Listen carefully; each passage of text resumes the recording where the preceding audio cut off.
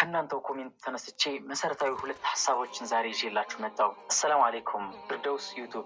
አሰላሙ አሌይኩም ወረሕመቱላሂ ወበረካቱ። ወንድም ሰያ አላህ ይጨምርልህ። የምትለቃቸው ሙሐደራዎች በጣም ደስ የሚሉ ናቸው። ጀዛከላህ ኸይር። ብዙ ጊዜ እከታተልሃለሁ ግን ኮሜንት አልጽፍም። ዛሬ ግን ምክርህ ስለፈለግኩኝ መጻፍ ፈለግኩ። ምክርህ እፈልጋለሁ፣ ዱዓ አድርግልኝ። እኔ ያለሁት ስደት ነው። የኒካህ ባሌ ሁሌ በቪዲዮ ይደውልልኛል፣ እናወራለን። ግን ያልሆነ ነገር ሲናገረኝ ማለቴ ስሜት ውስጥ ይገባል። እንዲሁም በቪዲዮ ራቆትሽን ተነስተሽ ፎቶ ላኪልኝ ይለኛል። እኔ ግን እሺ አልለውም። ሁሌም እንጨቃጨቃለን በዚህ ጉዳይ ላይ። እኔ ደግሞ ደስ አይለኝም፣ ይጨንቀኛል። ስለዚህ ጉዳይ ስለሚያነሳብኝ ብሎክ አድርጌዋለሁ። ማውራት አቁሜያለሁ እና ወንድሜ ሰያ ምክርህን እሻለሁ። ይህ የመጀመሪያው ኮሜንት ነው። እህቴ ፍርዶስ በጣም ጥሩ ነገር ነው ያደረግሽው። በሚገርማችሁ እንደዚህ አይነት ተመሳሳይ የሆነ ታሪክ ከዛሬ 3 ዓመት በፊት ያሳለፍኩት ታሪክ ነበረ።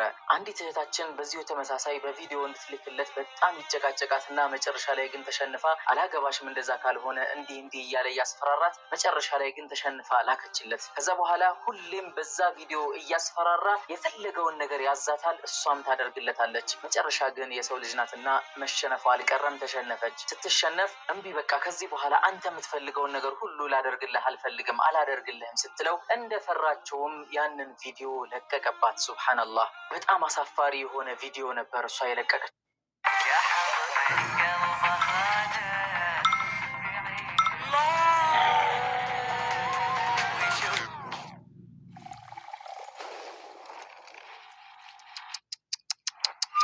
وش سويت يا الغالي؟ لعبت في الدنيا.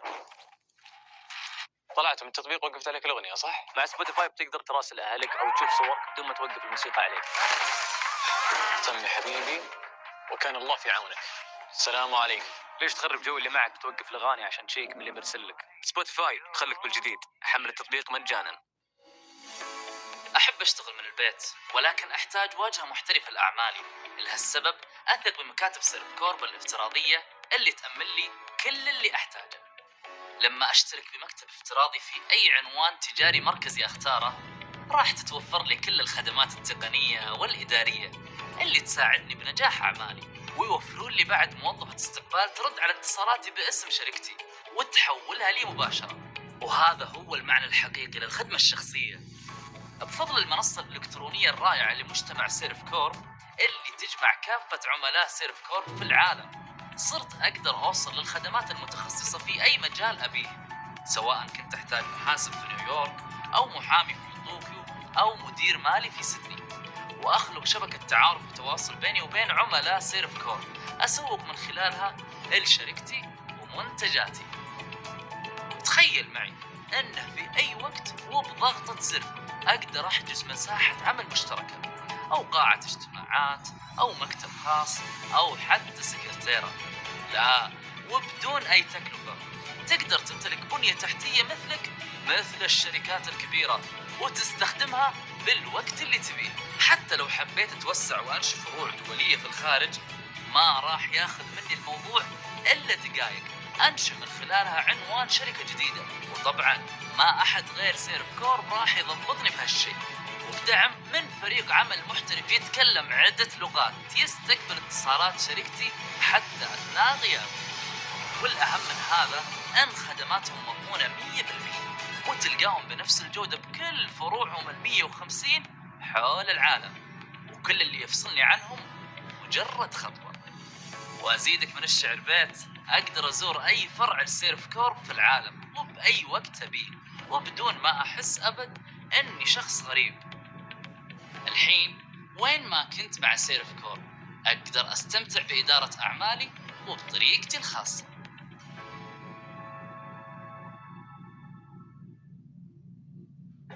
ሙሉ ራቁቷን ሆና ነበረ የላከችለት። ያንን ቪዲዮ መጨረሻ ላይም ለቀቀባት። አስቡ እንግዲህ ማን ነው ጥፋተኛ ሊባል የሚችለው? ያቺ ሴት ናት። እርቃኗን ሆና ስልክ ፊት ለፊት ላይ አመቻችታ አስቀምጣ ሻወር ቤት ውስጥ ጸያፍ የሆኑ ነገሮችን እየተገበረች ለሱ የኔ ፍቅር የኔ ማር እያለች ላከችለት። እሱም በዛ ነገር ተጠቅሞ መጨረሻ ላይ አደጋ ውስጥ ጣላት። እንግዲህ እንደዚህ አይነት ታሪኮች ደግሞ በጣም እየተደጋገሙ እንደሆነ ሁላችሁም ጋር መረጃው የደረሰ ይመስለኛል። በምንድን ነው የምትታወሩት ታዲያ? ይሄ መረጃ እየደረሰ እናንተ ጋር እንደዚህ አይነት ማስጠንቀቂያዎች እየመጡላችሁ እንዴት ትሸወዳላችሁ እህቶች? የፈለገ ኒካህ ይኑራችሁ፣ የፈለገ ልጆችም አፍሩ፣ የፈለገ ነገር በመሃላችሁ ይኑር፣ በፍጹም ሊደረግ የማይገባው ነገር ነው። ከአንቺ ከራስሽ በላይ እንኳን ያንን ሰው አታምኚውም እኮ። ራስን ማመን ራሱ ከባድ ነው አይደል እንዴ? ስለዚህ የዚች ያለፈባት የእህታችን ታሪክ ተመሳሳይ የሆነ አንቺም ጋር ሊገጥምሽ ይችል ነበር የሆነ ሰዓት ላይ። የሚገርምሽ ኮንፊደንስሽን እንድታጪ ነው የሚያደርግሽ።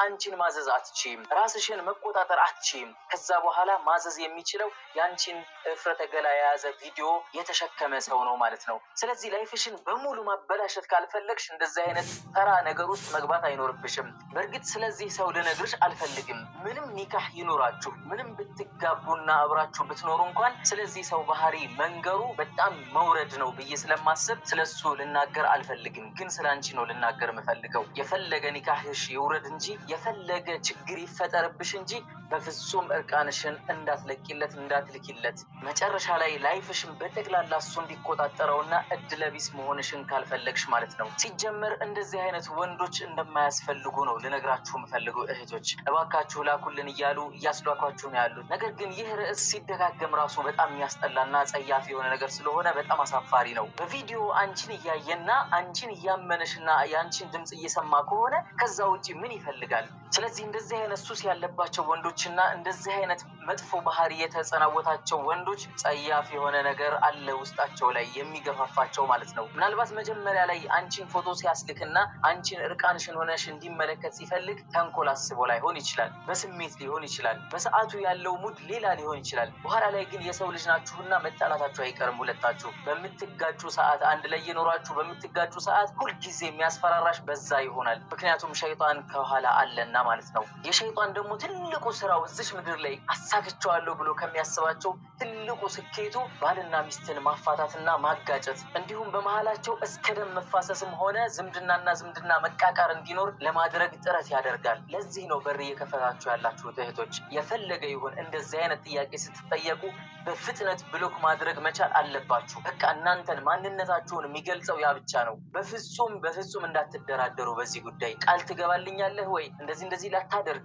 ቶሎ ልታጠፋው፣ እንዲህ ልትሆን በፍጹም አይሰራም። በፍጹም ማለት ነው። ምክንያቱም የሰው ልጆች ናችሁ። አብራችሁ በምትኖሩ ሰዓት ትጣላላችሁ። መጨረሻ ላይ ጸብ ሲፈጠርና መለያየት ሲመጣ፣ መጋጨት ሲመጣ ወላሂ ለዓዚም ያኔ ታፍሪያለሽ፣ ያኔ ትዋረጃለሽ። እኔ በሆነ ሰዓት ዩቱብ ላይ እንደዚህ አይነት ፕሮግራሞች እየተከታተልኩ ነበር እና አንድ አፕ የሚያስተዋውቅ ዩቱበር ነው እንደዚህ አይነት ነገር በጣም ይገጥማል ብሎ እየተናገረ አንዲት እህት መጣች አለ። በጣም እውቀት አለው እሱ። አንዲት እህት መጣችና እባክህን እርዳኝ አለችኝ አለ። ምን ልርዳሽ ብዬ ስጠይቃት እኔ እርቃኔን ለባሌ ወይም ለማምነው የሆነ ሰው እርቃኔን ፎቶ ልኬለት ነበር።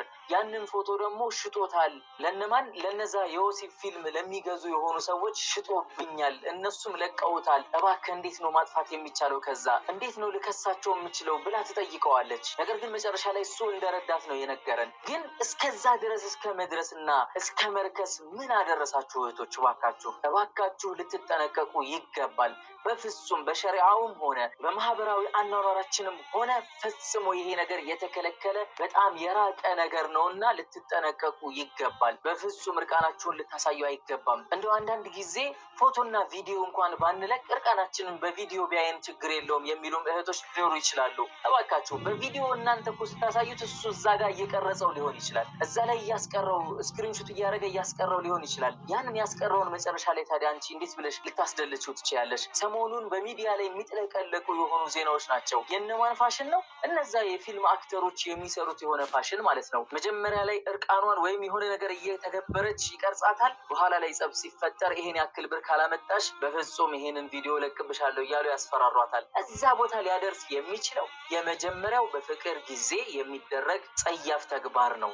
እንደውም አንድ አባባል አለ። ይህንን አእምሯችሁ ላይ አስቀምጡት። በፍቅር ጊዜ ለወዳጅህ ሚስጥርህን አትንገረው፣ ምክንያቱም ጸብ ሊኖር ስለሚችል ይባላል። በጸብ ጊዜ ደግሞ ክፉ ቃል አትናገር፣ ምክንያቱም መታረቅ ሊኖር ስለሚችል። ሁለቱም ነገሮች መጨረሻቸው አሳፋሪ ስለሆነ በሰዓቱ መጠንቀቅ የኛው የራሳችን የሆነ በእጃችን ላይ የያዝነው እድል ነው። በኋላ ላይ ግን ዋኔ ማለት ምንም ጥቅም ስለማይኖረው በኋላ ላይ ማለቃቀሱ ጠቃሚ ላይሆን ይችላል። እህት ፊርደውስ በጣም ምርጥ ስራን የሰራሽው አሁንም ቢሆን ቢሆን እንደዚህ አይነት ቃላቶችን የሚጠቀም ከሆነና በዚህ አይነት መልኩ ሊያሸማቀቅሽ ከሞከረ እባክሽን አሁንም እንዳትልኪለት፣ አደራሽን እንዳታደርጊው ይሄንን ነገር። ምክንያቱም አሁን ላይ ከልክለሽው ብትጣይ በኋላ ላይ ለቀሽለት ከምትጣዩ በጣም የተሻለ ስለሆነ ማለት ነው።